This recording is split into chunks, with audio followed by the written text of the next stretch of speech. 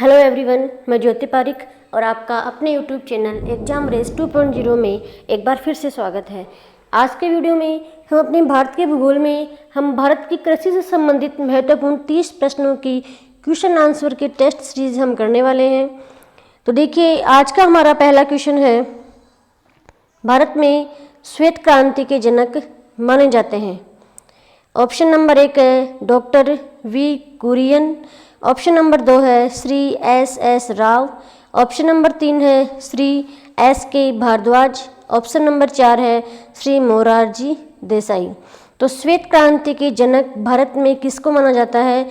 Doctor V Kurien को माना जाता है। तो यहाँ पे हमारा राइट आंसर होगा ऑप्शन नंबर 1। चलिए अगला क्वेश्चन है, जूट उत्पादन में सबसे प्रमुख प्रदेश कौन सा है?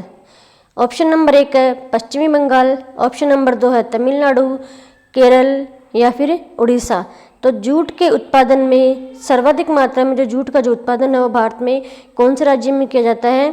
पश्चिमी बंगाल में किया जाता है। तो ये हमारा राइट आंसर हो जाएगा ऑप्शन नंबर 1। अगला क्वेश्चन है, भारत में सर्वोत्तम चाय कहाँ पैदा की जाती है? ऑप्शन नंबर 1 है कूच बिहार। ऑप्शन नंबर 2 है दार्जिलिंग। ऑप्शन नंबर 3 है नीलगिरी। ऑप्शन नंबर 4 है जोरहाट। तो सर्वोत्तम प्रकार की जो चाय है वो भारत में दार्जिलिंग में पैदा की जाती है, असम में। तो यहाँ पे हमारा राइट आंसर हो जाएगा ऑप्शन नंबर 2। क्वेश्चन नंबर 4 है, भारत के किस प्रदेश में सोयाबीन की खेती का सर्वाधिक क्षेत्रफल है? किसका सोयाबीन की खेती का सर्वाधिक क्षेत्रफल है? ऑप्शन नंबर 1 है Madhya Pradesh. Option number 2 Rajasthan. Option number 3 Uttar Pradesh और ऑप्शन नंबर 4 है पंजाब। तो देखिए, सोयाबीन की खेती का सर्वाधिक क्षेत्रफल है कौन से राज्य में है? मध्य प्रदेश में। तो यहाँ पे हमारा राइट आंसर हो जाएगा ऑप्शन नंबर 1। अगला क्वेश्चन हमारा है, भारत में प्राकृतिक रबड़ का सबसे अधिक उत्पादन किस राज्य में होता है? कर्नाटक में, केरल में, तमिलनाडु में या फिर आंध्र प्रदेश में? किसका? प्राकृतिक रबड़ का। देखिए, प्राकृतिक रबड़ का जो सर्वाधिक उत्पादन है वो भारत में केरल राज्य में होता है। तो यहाँ पे हमारा राइट आंसर हो जाएगा ऑप्शन नंबर 2। चलिए अगला क्वेश्चन है, श्वेत क्रांति का संबंध किससे है? ऑप्शन नंबर 1 है गेहूं उत्पादन से। ऑप्शन नंबर 2 दुग्ध उत्पादन से। ऑप्शन नंबर 3 बाढ़ नियंत्रण से। ऑप्शन नंबर 4 है मत्स्य उत्पादन से। तो श्वेत क्रांति का जो संबंध है वह दुग्ध उत्पादन से है। तो यहाँ पे हमारा राइट आंसर हो जाएगा ऑप्शन नंबर 2। चलिए अगला क्वेश्चन है, गुलाबी क्रांति किससे संबंधित है? ऑप्शन नंबर 1 है टमाटर उत्पादन से। ऑप्शन नंबर 2 है झींगा उत्पादन से। ऑप्शन नंबर 3 है मांस उत्पादन से। ऑप्शन नंबर 4 है खाद्यान्न उत्पादन से। तो गुलाबी जो क्रांति है उसका संबंध है झींगा उत्पादन से। तो यहाँ पे हमारा राइट आंसर हो जाएगा ऑप्शन नंबर 2। चलिए अगला क्वेश्चन है, ऑपरेशन फ्लड का संबंध है। ऑपरेशन फ्लड का संबंध किससे है? बाढ़ नियंत्रण से, भूरक्षण रोकथाम से, दुग्ध उत्पादन से या फिर मत्स्य उत्पादन से? तो ऑपरेशन फ्लड का जो संबंध है वो है दुग्ध उत्पादन से। तो यहाँ पे हमारा राइट आंसर हो जाएगा ऑप्शन नंबर 3। चलिए अगला क्वेश्चन है, भारत में हरित क्रांति का जनक किसे माना जाता है? ऑप्शन नंबर 1 है नॉर्मन बोरगेल। ऑप्शन नंबर 2 है doctor SM Swaminathan. Option number 3 है JS थॉमसन। ऑप्शन नंबर 4 इनमें से कोई नहीं। तो भारत में हरित क्रांति का जनक है वो डॉक्टर SM स्वामीनाथन को माना जाता है। तो यहाँ पे हमारा राइट आंसर हो जाएगा ऑप्शन नंबर 2। हरित क्रांति का अर्थ है, हरित क्रांति का अर्थ क्या है? कृषि क्रांति, सामाजिक वानिकी, वृक्षारोपण, कृषि के आधुनिक विधियों का उपयोग कर प्रति एकड़ फसल की उपज को बढ़ाना। तो हरित क्रांति का यहाँ पे अर्थ है कृषि के आधुनिक विधियों का प्रयोग कर प्रति एकड़ फसल की उपज को बढ़ाना। तो हरित क्रांति के अंतर्गत आधुनिक विधियों का प्रयोग किया जाता है, नए नए फर्टिलाइजर्स का उपयोग किया जाता है, नई नई वैज्ञानिक विधियों का उपयोग किया जाता है और इनके माध्यम से कृषि में प्रति एकड़ उपज को बढ़ाया जाता है। तो इसका यहाँ पे हमारा राइट आंसर हो जाएगा ऑप्शन नंबर 4। चलिए अगला क्वेश्चन है, भारत में वृहद पैमाने पर जूट की खेती किस नदी घाटी क्षेत्र में की जाती है? ऑप्शन नंबर 1 है दामोदर नदी घाटी में, ऑप्शन नंबर 2 है गंगा नदी में, ऑप्शन नंबर 3 है हुगली नदी घाटी में, ऑप्शन नंबर 4 है ब्रह्मपुत्र नदी घाटी में। तो भारत में सबसे बड़े पैमाने पर जूट की जो कृषि है वो की जाती है हुगली नदी घाटी में, और यह पश्चिमी बंगाल में स्थित है। तो पश्चिमी बंगाल में जो हुगली नदी घाटी है उसके डेल्टाई क्षेत्र में जूट की जो कृषि है वो की जाती है, और जूट का जो सर्वप्रथम कारखाना है वो भी पश्चिमी बंगाल में रिसरा में ही स्थापित किया गया था। कहाँ पर? पश्चिमी बंगाल में रिसरा में स्थापित किया गया था। तो यहाँ पे हमारा राइट आंसर हो जाएगा ऑप्शन नंबर 3। चलिए अगला क्वेश्चन है, भारत का सबसे बड़ा गन्ना उत्पादक राज्य है? ऑप्शन नंबर 1 है उत्तर प्रदेश, ऑप्शन नंबर 2 है Madhya Pradesh, option number 3 Tamil Nadu, option number 4 है कर्नाटक। तो गन्ना उत्पादन का जो सबसे बड़ा राज्य है वो है उत्तर प्रदेश। तो यहाँ पे हमारा राइट आंसर हो जाएगा ऑप्शन नंबर 1। चलिए अगला क्वेश्चन है, भारत में स्वच्छ जलीय मछली का सबसे बड़ा उत्पादक राज्य है? ऑप्शन नंबर 1 है महाराष्ट्र, ऑप्शन नंबर 2 है तमिलनाडु, ऑप्शन नंबर 3 है पश्चिमी बंगाल, ऑप्शन नंबर 4 है केरल। तो भारत में स्वच्छ जलीय मछली का जो सबसे बड़ा उत्पादक राज्य है वो है पश्चिमी बंगाल। तो यहाँ पे हमारा राइट आंसर हो जाएगा ऑप्शन नंबर 3। चलिए अगला क्वेश्चन है, भारत में ऑपरेशन फ्लड कार्यक्रम का प्रारंभ कब हुआ? ऑप्शन नंबर 1 है 1951 में, ऑप्शन नंबर 2 1970, ऑप्शन नंबर 3 है 1975, ऑप्शन नंबर 4 है 1985। तो ऑपरेशन फ्लड कार्यक्रम है वो दुग्ध उत्पादन से संबंधित है, और इसका जो प्रारंभ है वो 1970 में हुआ था, इसलिए यहाँ पे हमारा राइट आंसर हो जाएगा ऑप्शन नंबर 2। चलिए अगला क्वेश्चन है, गोल क्रांति का संबंध किससे है? टमाटर उत्पादन से, आलू उत्पादन से, अंडा उत्पादन से व शलजम उत्पादन से। तो जो गोल क्रांति है उसका संबंध है आलू उत्पादन से। तो यहाँ पे हमारा राइट आंसर हो जाएगा ऑप्शन नंबर 2। चलिए अगला क्वेश्चन है, भारत में निम्नलिखित में से कौन सा राज्य देश का 70% से अधिक कॉफ़ी पैदा करता है? ऑप्शन नंबर 1 है तमिलनाडु, ऑप्शन नंबर 3 है केरल, 2 है केरल, 3 है महाराष्ट्र, और ऑप्शन नंबर 4 है कर्नाटक। वो देखिए भारत में सर्वाधिक मात्रा में जो कॉफ़ी का जो उत्पादन है वो कर्नाटक में किया जाता है। तो यहाँ पे हमारा राइट आंसर हो जाएगा ऑप्शन नंबर 4। चलिए अगला क्वेश्चन है, गुजरात के विषय में निम्न में से कौन सा कथन सही नहीं है? सही नहीं है, कौन सा कथन सही नहीं है? यह दलहन का सबसे बड़ा उत्पादक है, यह मूंगफली का सबसे बड़ा उत्पादक है, यह नमक का सबसे बड़ा उत्पादक है, यह कपास का सबसे बड़ा उत्पादक राज्य है। तो देखिए इनमें से हमें वो कथन बताना है जो गलत है। तो देखिए यह कपास का सबसे बड़ा उत्पादक राज्य है, सही है। यह नमक का सबसे बड़ा उत्पादक है, ये भी सही है। यह मूंगफली का सबसे बड़ा उत्पादक है, यह भी सही है। लेकिन यह दलहन का सबसे बड़ा उत्पादक राज्य नहीं है।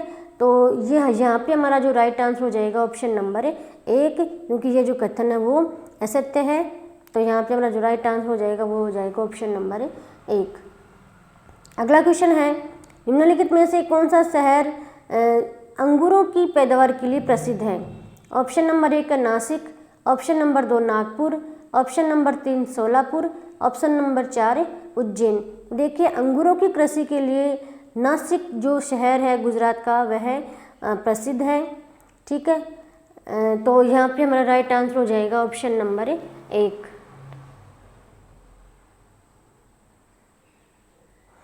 निम्नलिखित में से कौन सी नकदी फसल महाराष्ट्र में पैदा नहीं होती?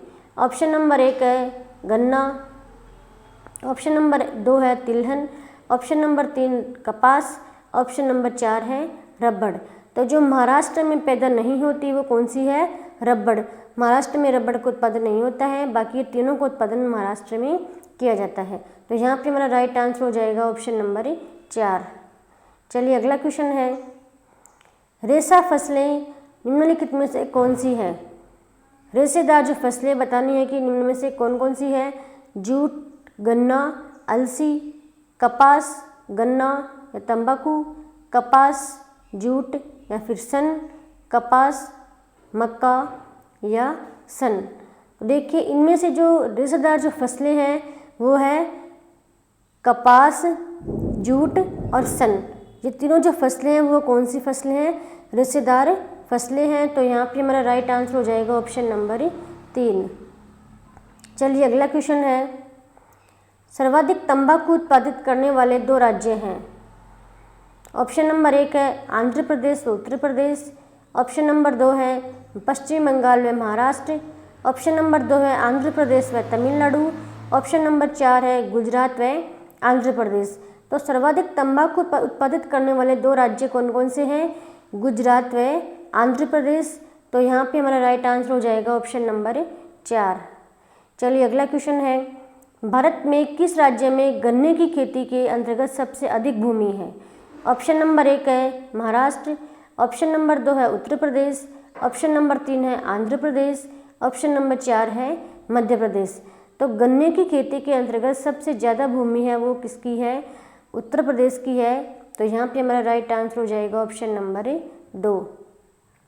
अगला क्वेश्चन है, महाराष्ट्र के काली मिट्टी के क्षेत्र में कपास को गन्ने की फसल से प्रतिस्पर्धा का सामना करना पड़ रहा है, इसका कारण क्या है? तो महाराष्ट्र में काली मिट्टी का जो क्षेत्र है उस काली मिट्टी के क्षेत्र में कपास की जो फसल उसका उत्पादन किया जाता है, उस कपास की फसल को गन्ने की फसल के सामने प्रतिस्पर्धा करना पड़ता है, इसका कारण क्या है? देखिए ऑप्शन नंबर 1 है कि इस क्षेत्र में कपास की उत्पादकता का घटना। ऑप्शन नंबर 2 है सिंचाई सुविधाओं के प्रसार के कारण यह क्षेत्र गन्ने की कृषि के अनुकूल बन गया है तथा गन्ने की फसल अधिक लाभप्रद है। ऑप्शन नंबर 3 है क्षेत्र की जलवायु में सामान्य परिवर्तन। ऑप्शन नंबर 4 है देश में चीनी की बहुत मांग व ऊंची कीमत। तो देखिए यहाँ पे हमारा राइट आंसर होगा ऑप्शन नंबर 2, क्योंकि जो सिंचाई सुविधा है उनका प्रसार हुआ है, मतलब सिंचाई सुविधाओं में बढ़ोतरी हुई है और इस क्षेत्र में गन्ने की कृषि के लिए अनुकूल दशाएं हैं, इसीलिए यहाँ पर गन्ने की जो फसल है वो लाभदायक भी है, इसलिए यहाँ पे गन्ने की फसल का पैदावार भी अधिक होने लग गया है। ठीक है, तो यहाँ पे हमारा जो राइट आंसर हो जाएगा ऑप्शन नंबर 2 हो जाएगा। अगला क्वेश्चन है, रबी फसल के मौसम में भारत में निम्नलिखित में से कौन सी फसल समूह में उगाई जाती है? मतलब रबी की फसल में कौन कौन सी फसलें भारत में उगाई जाती हैं? ऑप्शन नंबर 1 है मक्का, चावल, मक्का, गेहूँ। ऑप्शन नंबर 2 है गेहूँ, सरसों, चना। ऑप्शन नंबर 3 है जौ, मक्का, चावल। ऑप्शन नंबर 4 है बाजरा, चना, चावल। देखिए रबी की फसल में भारत में गेहूँ, सरसों व चना, ये तीनों फसलें हैं वो कौन सी फसलें हैं? ये तीनों फसलें रबी की फसलें हैं। तो रबी की फसल के मौसम में ही इन फसलों को उगाया जाता है। तो यहाँ पे हमारा राइट आंसर हो जाएगा ऑप्शन नंबर 2। चलिए अगला क्वेश्चन है, गन्ना उत्पादन राज्य का सही अवरोही क्रम है। ऑप्शन नंबर 1 है कर्नाटक, महाराष्ट्र, उत्तर प्रदेश। ऑप्शन नंबर 2 है उत्तर प्रदेश, महाराष्ट्र, कर्नाटक। ऑप्शन नंबर 3 है कर्नाटक, उत्तर प्रदेश, महाराष्ट्र। ऑप्शन नंबर 4 है उत्तर प्रदेश, कर्नाटक व महाराष्ट्र। देख गन्ने के उत्पादन की हम बात करें तो गन्ने के उत्पादन में जो सही अवरोही क्रम है राज्यों का वो है उत्तर प्रदेश में सर्वाधिक मात्रा में गन्ने का उत्पादन किया जाता है, उसके बाद में महाराष्ट्र में और उसके बाद में कर्नाटक में। तो यहाँ पे हमारा राइट आंसर हो जाएगा ऑप्शन नंबर 2। अगला क्वेश्चन है, पीली क्रांति किसके उत्पादन से संबंधित है? पीली क्रांति किसके उत्पादन से संबंधित है? ऑप्शन नंबर 1 है स्वर्ण। ऑप्शन नंबर 2 है तिलहन। ऑप्शन नंबर 3 है सूरजमुखी। ऑप्शन नंबर 4 है कपास। देखिए पीली क्रांति का संबंध हमें बताना है, तो पीली क्रांति का संबंध है तिलहन से। तो यहाँ पे हमारा राइट आंसर हो जाएगा ऑप्शन नंबर 2। अगला क्वेश्चन है, निम्नलिखित में से कौन सा बागवानी से संबंधित है? ऑप्शन नंबर 1 है ऑपरेशन फ्लड। ऑप्शन 2 है हरित क्रांति। ऑप्शन नंबर 3 है स्वर्ण क्रांति। ऑप्शन नंबर 4 है श्वेत क्रांति। तो यहाँ पे हमारा जो राइट आंसर हो जाएगा वो हो जाएगा ऑप्शन नंबर 3। जो स्वर्ण क्रांति है वो बागवानी से संबंधित है। ठीक है, तो चलिए नेक्स्ट क्वेश्चन हमारा है, निम्नलिखित राज्यों में से किस भारतीय राज्य को जैविक खेती करने वाले प्रथम राज्य घोषित किया गया है, मतलब जैविक खेती करने वाला प्रथम राज्य किसको घोषित किया गया है? ऑप्शन नंबर 1 है त्रिपुरा, ऑप्शन नंबर 2 है सिक्किम, ऑप्शन नंबर 3 है अरुणाचल प्रदेश और ऑप्शन नंबर 4 है नागालैंड। तो जैविक खेती करने वाले प्रथम राज्य के रूप में सिक्किम राज्य को घोषित किया गया है। तो यहाँ पे हमारा राइट आंसर हो जाएगा ऑप्शन नंबर 2। चलिए अगला क्वेश्चन है, भारतीय सब्जी शोध संस्थान स्थित है? ऑप्शन नंबर 1 है वाराणसी, ऑप्शन नंबर 2 है लखनऊ, ऑप्शन नंबर 3 है मैसूर, ऑप्शन नंबर 4 है बेंगलुरु। तो भारतीय सब्जी शोध संस्थान कहाँ पर स्थित है? तो यह जो शोध संस्थान है भारतीय सब्जी शोध संस्थान वाराणसी में स्थित है। तो यहाँ पे हमारा राइट आंसर हो जाएगा ऑप्शन नंबर 1। तो आज के वीडियो में हमने भारतीय कृषि से संबंधित महत्वपूर्ण 30 क्वेश्चनों की टेस्ट सीरीज हमने लगाई है और हम नेक्स्ट वीडियो में नेक्स्ट टॉपिक को लेके आएंगे। तब तक के लिए धन्यवाद।